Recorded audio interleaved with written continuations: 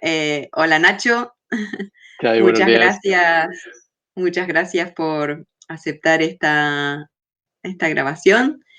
Bueno, empezó de un poco de forma informal porque tú eres profesor del máster de Políticas y Prácticas de Innovación Educativa de la Universidad de Málaga y esta actividad o esta entrevista surge digamos, va a ir derivada a uno de los trabajos que estamos haciendo en el máster del que soy alumna. Así que te voy a presentar un poquito para que la gente también te conozca. Muy bien. Estamos hablando con el profesor José Ignacio Rivas Flores, es catedrático de la Universidad de Málaga, y nosotros queríamos preguntarte sobre tu manera de trabajar en las clases, porque como profesor hemos visto que desarrollas la tertulia pedagógica como la herramienta didáctica. Entonces, queríamos que nos cuentes un poquito concretamente sobre qué piensas de esta herramienta, por qué la utilizas en tus clases. Bien. Bueno, yo efectivamente hace bastante tiempo ya que trabajo desde esta perspectiva de la tertulia, más en el posgrado, que son grupos más pequeños, evidentemente, que en el grado, donde los grupos han sido más amplios. Si bien, bueno, en la medida en que puedo, y ahora lo explicaré, también intento que en el grado, a pesar de que el número de alumnos y de alumnas pueda ser más alto, hagamos también un formato muy dialógico, ¿no? Que sea más intercambio entre el alumnado y el profesorado, entre todos y todas, ¿no? Mi perspectiva sobre la tertulia ideológica es muy clara. Yo entiendo que el aprendizaje es una construcción colectiva y que no hay forma de aprender individualmente si no es en diálogo con los otros y con las otras. Esta es la única forma. De la otra forma más centrada en un conocimiento externo que hay que aprenderse, son formas muy reproductoras. Y lo único que hacen es darle al alumno o a la alumna la capacidad de reproducir cosas que ya se han producido o que alguien ha producido en un ámbito externo al propio acto de aprendizaje que tiene lugar ahí, ¿no? Entonces, para mí, aprender es dialogar, es un diálogo constructivo a partir del cual de ese intercambio se van produciendo los sentidos, los significados, va surgiendo los problemas, etcétera, etcétera, etcétera, ¿no? El sentido es este. No, tampoco me rijo por una ortodoxia de lo que puede ser un formato de tertulia dialógica de los que hay establecidos, ¿no?, en la literatura, sino que me guío mucho desde la relación que establezco con mis estudiantes. Porque yo creo que la base de la tertulia y del diálogo está ahí, ¿no?, en el vínculo, en la relación que se genera. Y en esa medida que se puede generar un vínculo entre unos y otros, es posible establecer un diálogo con relevancia y productivo, ¿no? Yo creo que aquí el maestro siempre ha sido Freire. Freire ha sido el que nos marcó la idea del diálogo como la herramienta fundamental del aprendizaje y como la única forma de aprender con sentido. Y eso ha sido, digamos, la orientación que yo he intentado darle a mi enseñanza, pues desde que yo recuerdo, ¿no? O desde que yo recuerdo que empecé a liberarme de las lacras, ¿no?, de un sistema de enseñanza basado en conocimientos externos, reproductivos, etcétera. Y eso, afortunadamente, creo que hace ya unos cuantos años que me liberé de eso.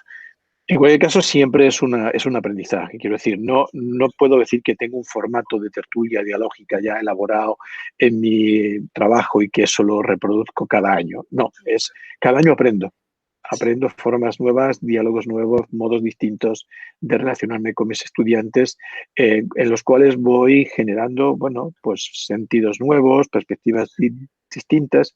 Y en ese sentido considero que esto es siempre, cada año, ¿no? Con cada grupo una aventura en que no sé cómo va a funcionar, qué va a pasar, qué se va a aprender, por dónde van a circular los diálogos, el debate, los aprendizajes. Eh, yo entiendo que el aprendizaje y la educación no tienen certezas en cuanto a los resultados nunca, y que por lo tanto la tertulia lo que nos permite es abrir puertas para que esas incertidumbres circulen en cada uno, en cada una, en los formatos que su experiencia, su biografía, su historia le permite. Y que no tenemos que estar orientados hacia conseguir un fin único, que lo único que hace es eliminar los elementos más interesantes del aprendizaje, que son justamente aquellos que se vinculan con lo biográfico y con lo experiencial. Entonces no hay una finalidad, es decir, tenemos que aprender tantas cosas, ¿no? O tales cosas, tenemos que aprender. Y eso significa generar un espacio, un entorno, una posibilidad de que cada uno, cada una, a partir de ese diálogo, vaya desarrollando sus aprendizajes, ¿no? ¿Cuáles son en concreto? No lo sabemos. Eso se va viendo a la medida de que cada uno, cada una va incorporando ese diálogo en su experiencia, en la medida que le permite pensar, analizar, comprender, y el proceso ese es el que cada uno y cada una, pues digamos, va desarrollando un aprendizaje que luego, pues eso, en su trayectoria de vida, pues ahí se va a materializar, ¿no? Y de alguna manera has resumido un poco el potencial de la herramienta, ¿no? ¿Le ves alguna desventaja? Difícil de la desventaja. A ver, depende de los escenarios de aprendizaje. O sea, yo creo que aquí también tenemos que ser muy realistas. No es igual estar en un escenario, por ejemplo, de un principio de carrera universitaria con un alumnado, un grupo de alumnado grande, con 70 personas, ¿no? En que las condiciones que están establecidas tienen que ver mucho con un cumplimiento de un currículum que tienen que desarrollar, cumpliendo con una serie de requisitos, etcétera, etcétera, que un escenario de unas enseñanzas de posgrado donde, digamos, hay otra capacidad, otra posibilidad, libertad, digamos, de que ese conocimiento no esté tan ligado a unas tipo de finalidades tan marcadas, ¿no? Eso marca sus diferencias. Por lo tanto, generar una tertulia en ese ambiente de grado donde las condiciones del alumnado están tan cerradas, ¿no? Y unas condiciones, digamos, muy particulares en cuanto al número de asignaturas que tiene que cursar, las condiciones institucionales que se viven, etcétera, etcétera. Bueno, no son elementos que a priori te garanticen, digamos, un funcionamiento de una tertulia en el sentido que uno quisiera, ¿no? En la medida que lo pones en marcha y que realmente hay una cuestión básica que yo creo que hay que poner en juego siempre, que es, o dos quizá, ¿no? El respeto y la confianza, ¿no?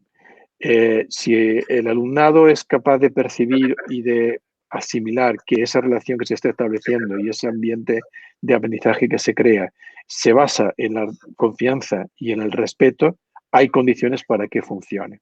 ¿Qué significa confianza y respeto? El primero, entender que todo alumno, toda alumna es portador de conocimiento y que por lo tanto su experiencia, su forma de comprender el mundo, el modo como va asimilando las cuestiones del mundo que le rodea, etcétera, forma parte de su conocimiento. Y ese conocimiento es válido. Es un conocimiento elaborado desde su trayectoria, etcétera, etcétera, ¿no? Por lo tanto, es válido. Eh, y eso significa que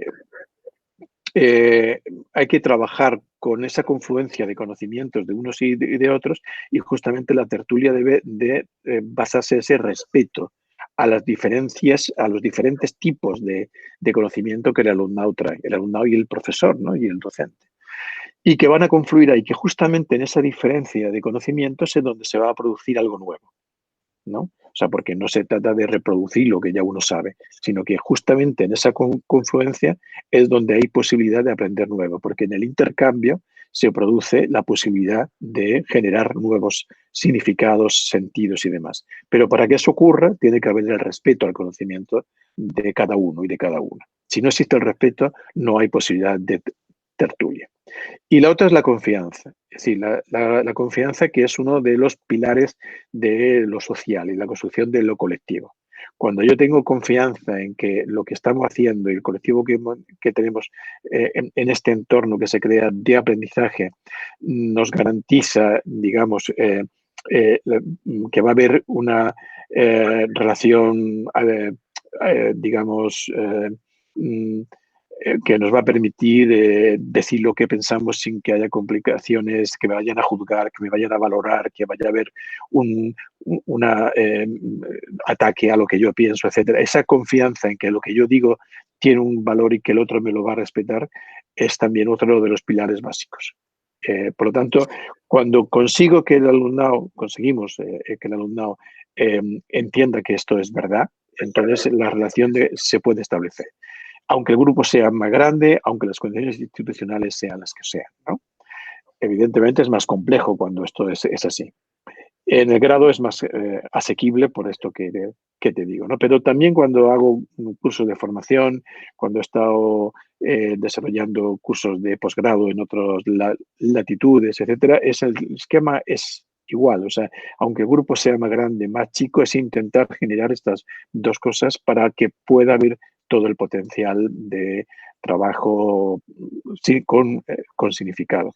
Entonces, quizá las dificultades o los problemas que pueda haber con este sistema son los marcos institucionales cerrados, digamos, con intencionalidades muy concretas del alumnado, de que tiene que cumplir, de que tiene que superar pruebas, de que tiene que superar trabajos y tareas, etcétera, etcétera. La presión esa digamos que coloca una losa sobre las tertulias de alguna forma, ¿no? Y romper esa losa, pues a veces no es sencillo. Y ese es quizá el reto más importante al que yo al menos me enfrento cada año cuando trabajo con mis estudiantes. Claro, es un reto, ¿no? Em, ¿Cómo ves utilizar esta misma herramienta, por ejemplo, con niños? Porque ¿qué te parece en cuanto a la resolución de conflictos y gestión de emociones? ¿Se podría utilizar? Hay como dos preguntas en una, ¿no? Un poco con niños, con adultos. A ver. Sí, a ver, si entendemos que la tertulia, que el diálogo, que la relación es la base para aprender, esto es básico en todas las edades y en todos los contextos. O sea, no podemos decir, no, esto vale para adultos, pero no vale para niños, no, porque a los niños también tenemos que garantizarles a dos cosas que he dicho antes. Es decir, el respeto a quién son, a su experiencia, al conocimiento que tienen del mundo y la relación de confianza que les permite entender que están ahí, digamos, con tranquilidad, con afecto, con garantía de que son entendidos, comprendidos y aceptados, ¿no? Por lo tanto, claro, ahí entra todo el sistema de afectos, de emociones y demás que para el tema de los conflictos, para el tema de la gestión de las relaciones, etcétera, es fundamental. El sistema educativo que tenemos tiene una lacra importante y es el pensar que los chicos y las chicas o los estudiantes de cualquier de las edades, no necesariamente los niños, no llegan con un conocimiento válido sobre los temas o las cuestiones que se van a estudiar, cosa que es falsa. Todo su sujeto tiene una experiencia del mundo. Y esa experiencia del mundo es compleja, es muy variada y le permite a cada uno y a cada una el aportar un punto de vista sobre ese mundo y esa comprensión del mundo que ellos tienen, ¿no?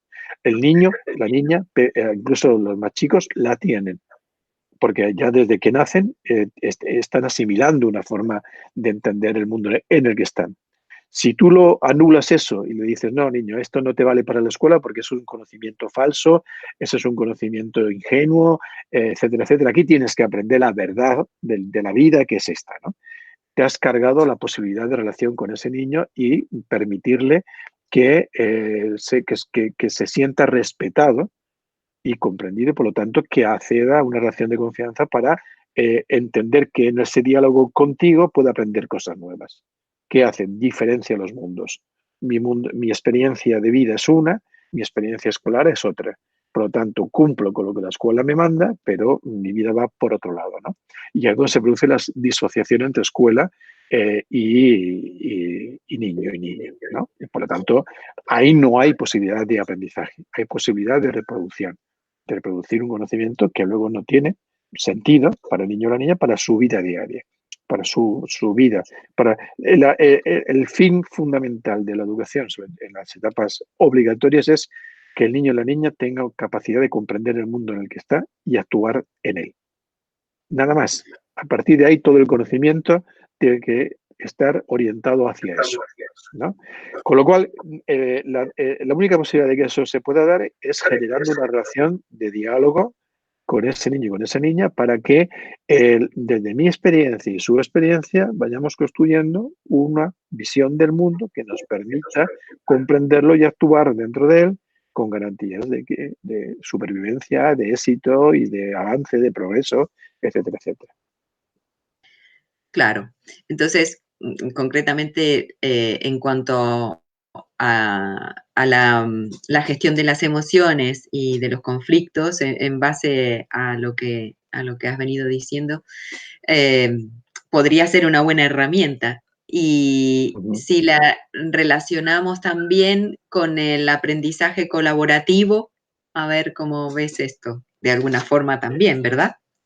Y esto es aprendizaje colaborativo. O sea, es el pensar en tertulia, es pensar en colaboración, es pensar en cooperación. Eh, a veces como que nos buscamos demasiados aparatajes metodológicos, técnicos, etcétera, para pensar en la enseñanza, ¿no? Y yo creo que tenemos que ser mucho más, digamos que simplificar mucho más esta cuestión. Y yo siempre lo remito, este análisis, a lo que yo entiendo que son los valores antropológicos básicos de la educación, que es esto, la comprensión del mundo, ¿no? Eh, por lo tanto, ¿cómo nos hemos educado históricamente como especie? Nos hemos educado desde la cooperación, desde la confianza, desde el diálogo, desde el compartir cosas, ¿no?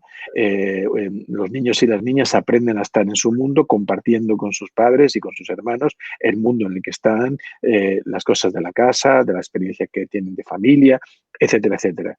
Entonces, básicamente, la capacidad de los sujetos de ser parte del mundo es formando parte de grupos, de colectivos y colaborando con los colectivos.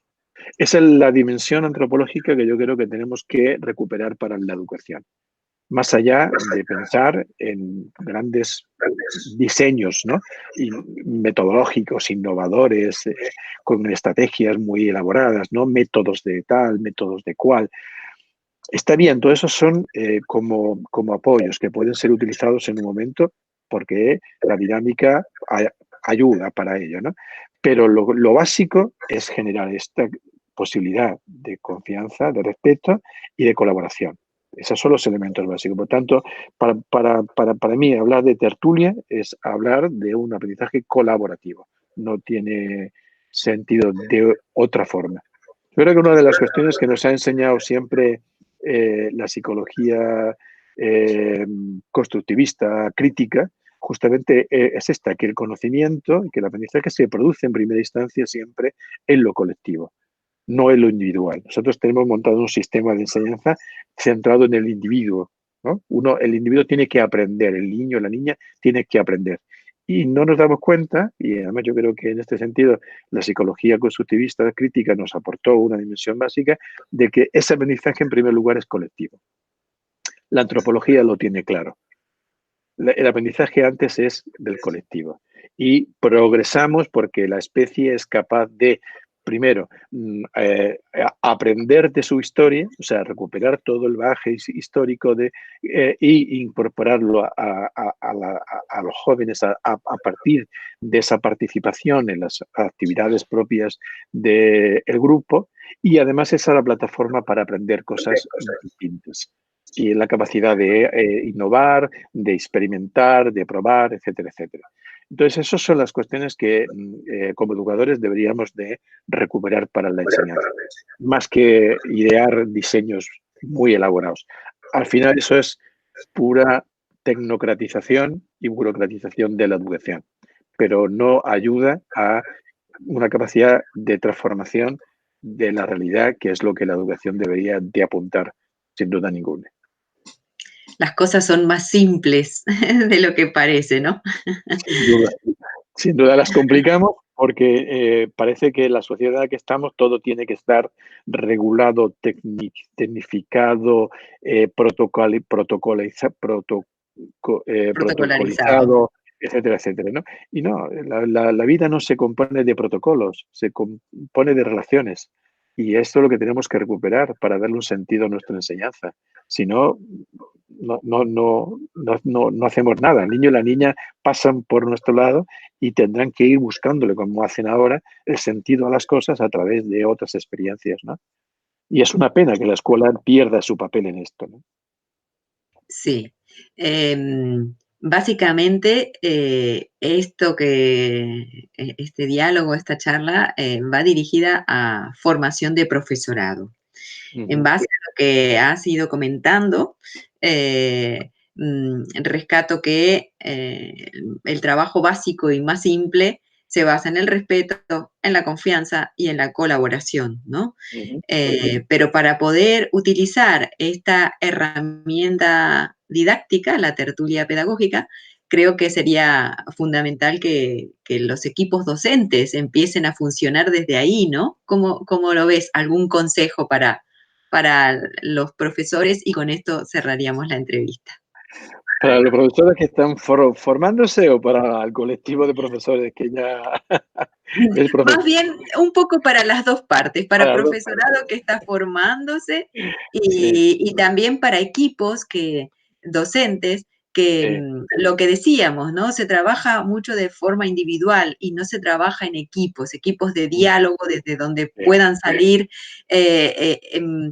cuestiones que tengan más sentido, Claro, ¿no? mira, yo creo que el sentido de lo que te decía antes es básico, que los colegios o las universidades, las facultades en este caso, el profesorado se constituya, digamos, como a modo de comunidad. Yo te decía, el sentido antropológico de la educación, que es que los chicos, las chicas participen del grupo, del colectivo. Bueno, entonces, lo que es importante es que los grupos de profesores y profesoras en los colegios o en la universidad se constituyan en colectivo y que, por lo tanto, el alumnado sea capaz de participar de este colectivo como una forma de ir integrándose en un sistema de pensamiento, de acción, de comprensión, etcétera, etcétera. Entendiendo que el colectivo siempre es diverso. O sea, no estamos hablando de una idea de colectivo homogéneo, uniforme y tal. La riqueza y la posibilidad de crecimiento, de construcción colectiva para avanzar, etcétera, justamente es el partir de las diferencias y de que el colectivo está conformado por diferencias, ¿no? Pero lo esencial es que se constituya como un colectivo.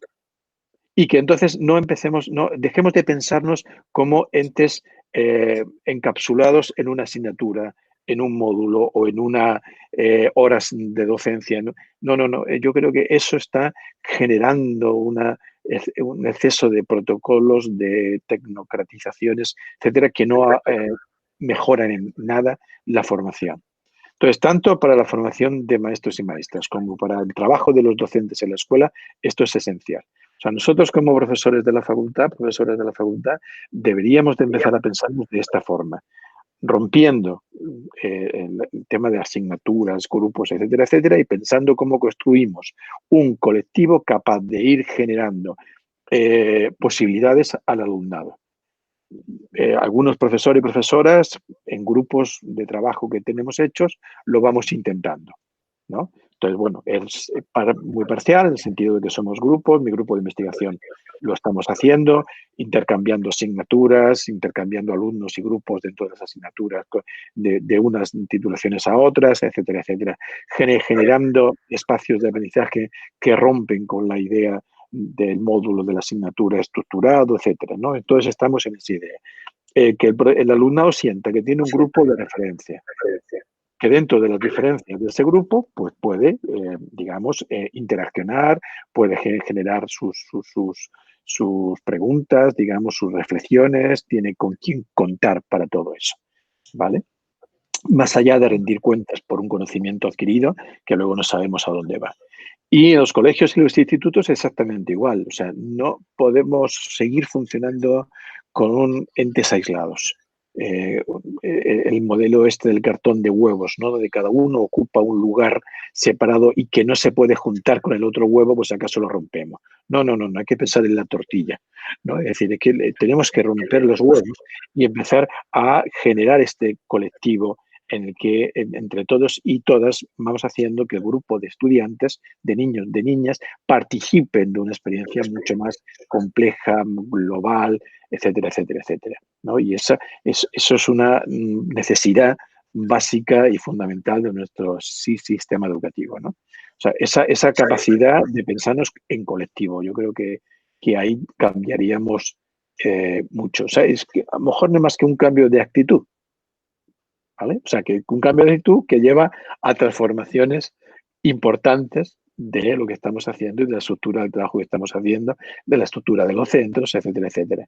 Pero ese cambio de actitud es fundamental. Un cambio de actitud que quizás tenga que ver con un cambio también de sentidos, mental, ¿no? Etcétera, etcétera.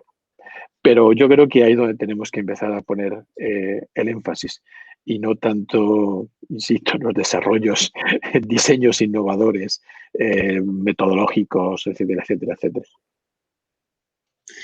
Como decíamos, es más simple de lo que parece. Es más simple, pero también es más complejo, porque esto es lo que nos alude es Es a simple y recoger la complejidad social. Ahora la sí, rompimos, la troceamos, ¿no? Y al trocear la complejidad, lo que hacemos es eliminarla, pero no para que se mejore, sino porque desaparece lo real. La realidad es complejidad. Si quitamos la complejidad, desaparece la realidad, ¿no? Entonces, tenemos que incorporar esa complejidad a nuestra vida. Si no la incorporamos, es terrible. Entonces, claro, es muy simple el planteamiento de lo que tenemos que hacer, pero justamente es el modo de ir a lo importante, a la complejidad. Y esa complejidad nos va a salvar de alguna forma, como sujetos y como especie, ¿no? Que es lo importante.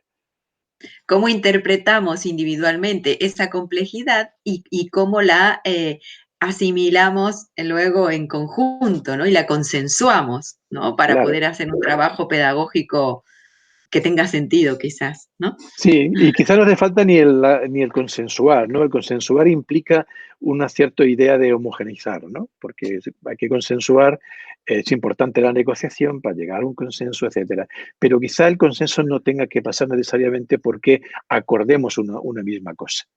Claro. Lo decía antes, el respeto a la diferencia creo que es fundamental, pero no para buscar un punto único de llegada, sino justamente para dejar posibilidad para que las diferencias se manifiesten. Y esto sí es un aprendizaje más duro. Tenemos una Sí. sociedad muy homogenizante, ¿no? Con un ideal de hegemónico muy fuerte. Entonces, ¿cómo incorporamos en nuestra visión de la vida, de las relaciones, etcétera, esta necesidad de respetar lo diferente para incorporarlo a lo colectivo y no para eliminarlo, para controlarlo, ¿no? Ese es nuestro reto. Sí, todo un reto. Bueno, muchísimas gracias, Nacho. Muchísimas gracias y bueno, ya verás la entrevista en nuestra página web de Estupendo, formación de profesorado. muchísimas Bueno, gracias a ti y a tu grupo y la página web que tenéis que está realmente interesante. O sea, que iré allá ya para verlo. Vale, esto y todo lo que tenéis ahí. muchísimas gracias, Ita. Estamos ahí completándola poco a poco, intentando colocar en ella muchísimas, el mayor número de herramientas didácticas que podamos para compartir con otros docentes. Estupendo, Bueno, muy bien, enhorabuena. muchísimas gracias.